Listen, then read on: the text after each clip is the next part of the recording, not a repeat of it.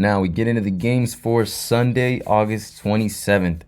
Again, some tough matches to call, guys. My picks might look a little bit weird today. Bear with me, though. Let's get some money. We got Necaxa at home up against Querétaro. Again, I don't understand some of these lines sometimes, but sometimes these lines, they're there to trap you.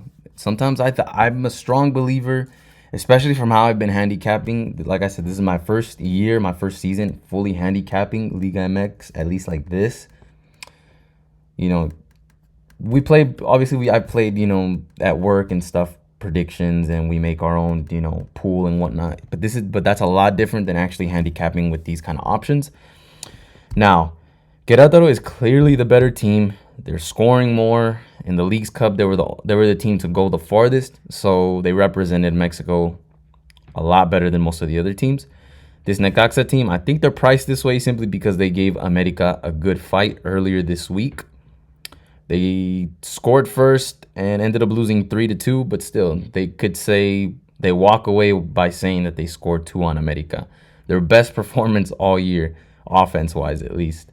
But I have to go with the better team here. I just have to. And here's the thing, too. Basically, Necaxa is priced as the favorite, as if they're expected to win. But in order to win, they have to score goals. And I don't think this Querétaro team is just going to take it lightly if they get scored on. So you're going to have to give me the both teams to score. I think we see more than 2 goals. I'm going to take the over 2.5, and then I'm going to take Querétaro straight on the money line. They're the better team. Even if I lose, logically, I made the right decision because they are the better team and they're playing better offense. And it's not like the home advantage is that much of a difference. The reason in the Liga MX they think certain fields are a home field advantage, again, guys, it's mostly because of the elevation. But check Querétaro, check Necaxa. Elevation differences are not that much. Querétaro should play just fine. Up next, we got basically the battle of major colleges in Mexico. UNAM, UANL. Both of them major colleges.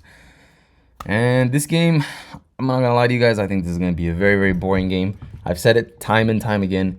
Tigres is not exactly in the most exciting games or high-scoring games. The highest scoring game and pretty much the most exciting game they played all year was earlier this week against Necaxa. Or was that was either earlier this week or it was last week. I forgot. But it was against Necaxa where they shut them out 3-0.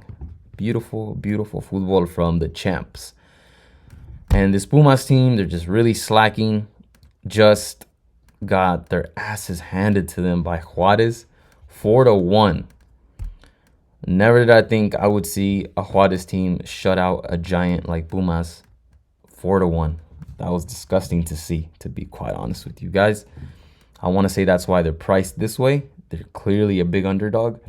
I'm still getting some plus money for the champs, so I'm going to take the champs here. I'm also going to take the under. Like I said, both of these teams have not been on some high-scoring games. Pumas just because they got slaughtered. But other than that, that wasn't a high-scoring game from their part, at least on, them doing their part. So give me the under 2.5. I think Tigres can walk away with this one 1-0, maybe even 2-0. But I don't see both teams scoring. And I definitely don't see a high-scoring game here. I know Pumas just got their asses slaughtered. But they're back at home. That's where they do better work. And I think they try and hold off Tigres, but I don't think they can win. I just don't think they can win. If they do, they do.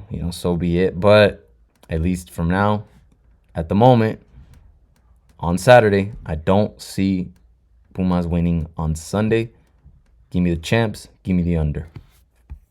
The last game for Sunday, August 27th. I'm going to be 100% honest with you guys on this one. I am probably not going to bet on this game. I don't really like any of the angles that I see here. Minus 150 is not a bad price to pay for Monterrey. But I kind of don't want to, even though I do think they're going to win. But I can also see the closest thing the Cruz Azul can get to an upset is a draw. I don't see how they're going to win against this Monterrey team who is definitely keeps their defense on check and they keep their defense top tier. I don't see it. So if I had to make a choice, if I had to make a bet, I'll go Monterrey, or I'll pick the draw. And if the closest thing I'll get to a bet in this game is the under 2.5, but it's possible that that could get broken because I can see both teams scoring and then Monterrey walking away with 2-1.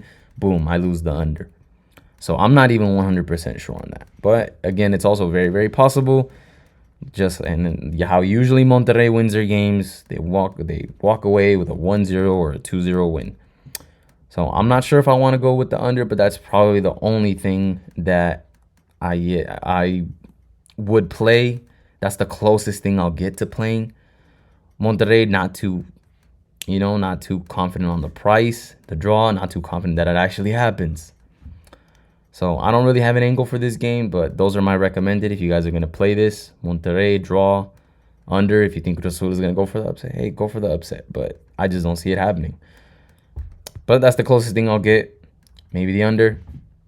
But I don't really like this game. I think it's going to be a boring game. I'm probably not even going to watch this game. No bet. I'm not going to watch it. Nothing. I don't really like this game. I think this is probably... Well, this whole card, guys. This whole card this weekend has been tricky. All these games have been difficult to predict and even make a play on. So we're going to be careful this weekend. But I don't really like this game. It's probably my least favorite game of the card.